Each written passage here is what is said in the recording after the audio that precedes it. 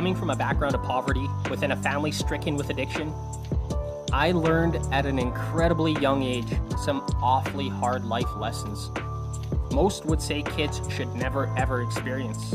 Well, newsflash, life is harsh. And now as I look back at those life values I learned through those struggles, I would argue that it was those experiences as a young child that shaped my mind so that I can now look at the world without blinders on.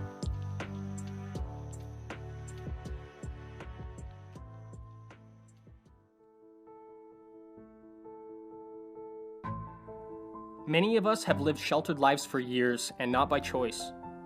As kids, we can only experience what we were born into. And with no real decision-making abilities for our own self-benefit, we are stuck relying on those around us to share their wisdom and stories which help to shape us into contributing members of society. But what if the people who are in the position of teaching us were never taught themselves how to better cope with life, death, and all the struggles in between? Well, herein lies the problem. We are now experiencing generations becoming more and more out of touch with who they are themselves, and they are attempting to fill this void with distractions and pleasures from outside sources. Today's temptations are extraordinary in measure. They are designed to captivate and hold the mind. Much research about the human psychology has been performed throughout history on this topic. Much of this research is used in all types of advertising and social media platforms.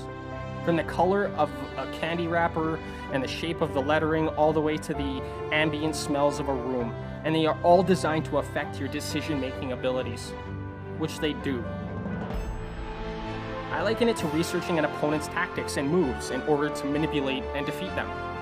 And in this case, it is not a physical battle, but a battle of the mind. Now, let us say you have learned what your opponent's likes and dislikes are, what his or her values are in life, and what stimulates pleasure and or pain within them.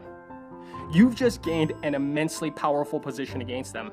You no longer have to fight with weapons of brute force, which would then expose yourself as the enemy, but instead now you can fight by pulling on the feelings and emotions, the pleasures and temptations, in order to manipulate people into getting what you want. This, unfortunately, is a story as old as human interaction, and it is currently used every single day as a form of control against the masses. So what does this mean for you?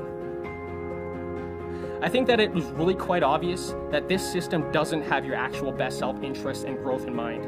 So what it really means is self-education. Educate yourself on psychology, the brain's biology, and the human subconscious mind. Because video gaming, drugs, and alcohol, Facebook, Tinder, and Instagram are all perfectly designed pleasure givers. And if you don't have the understanding of how the human machine operates mentally, you will waste a lifetime filling that internal void with all the temptations and pleasures just for a few moments of temporary relief from reality. Self-education is the only way, as our schooling systems are letting generations down. We are not taught how to better cope with our thoughts and emotions, or how to control them through our years of schooling, which are our most developmental and influenced years. We are alternatively taught a ton of useless information that becomes redundant over the span of a lifetime. Our parents were not taught how to cope with their emotions and thoughts through failed education, so they could not teach us how to either.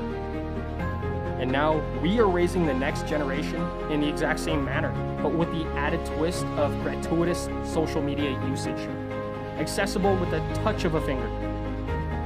Distractions are at an all-time high, and people feel more lost than ever before. When you have better equipped yourself with usable information through self-education, you can now execute on that information. Like, would it not be wonderful to choose how you feel instead of being like a leaf in the wind, emotions blowing whichever way life's twists and turns take you? Wouldn't it be awesome to not get angry in traffic or to not have that constant urge to check on your phone? Of course it would. So this is where you pull out that search bar and dive in.